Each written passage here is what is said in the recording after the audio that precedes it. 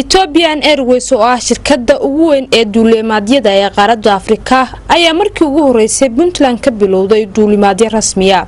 Munaasabad lagu daafurayay duulimaadyada shirkadda Ethiopian Airlines ayaa ka dhacday garoonka diyaaradaha Garowe ee Maxamed Abshir.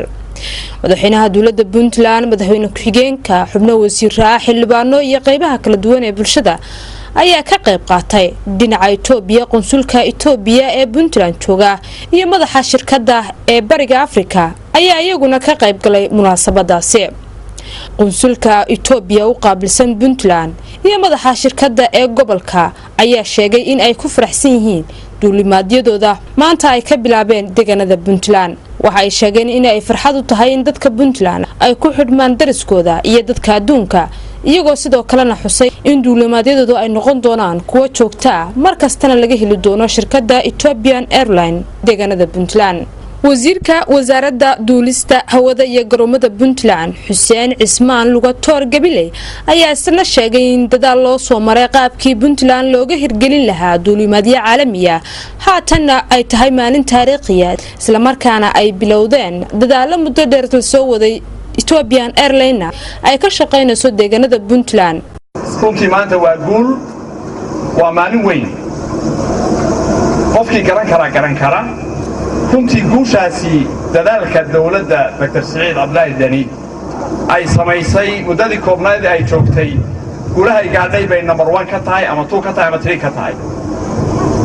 waa ballanqaadkii madaxweynaha, waa ballanqaadkii dawladda.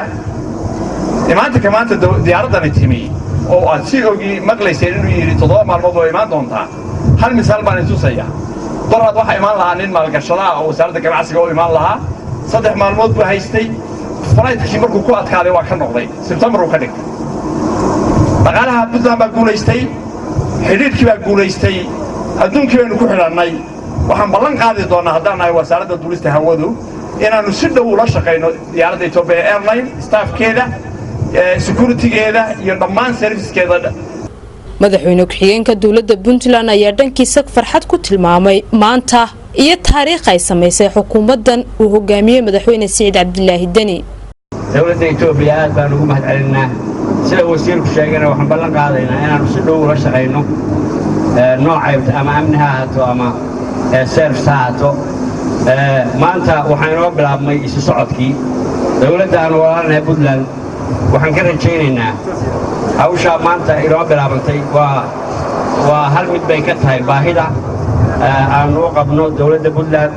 waxaan rajaynayaa inay ku xigto xaggii ganacsigii, horumarkii iyo amnigii inay noogu xigaan baan rajaynayaa. haddii aan idhi iyadana si degdeg ah ayaan u rajaynaynaa.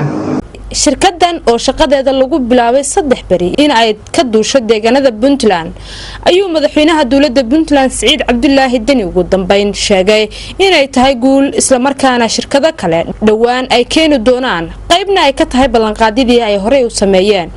madaxweynaha dawladda Puntland Saciid Cabdulaahi Dani ayaa dawladda Itoobiya iyo shacabka Puntland ba uga mahadceliyay qaybtii ay ka qaateen keenida Puntland ee shirkadda Ethiopian Airlines. madaxweynaha dawladda Puntland sidoo kale waxa uu sheegay inay tani furo u tahay ganacsiga iyo horumarka deegaanada Puntland.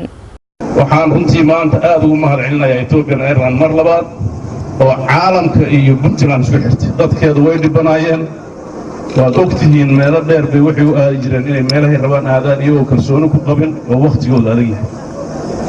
insha Allah waxaan rajaynayaa flightkan sida uu loo sheegay inuu 7 days 7 week uu noqon doono, waayo bilowga maanta inta timid inta raacaysa daliil u ah cidii ganacsi taqaan inuu kobac fiican u jiri doono hadii la yiraahdo.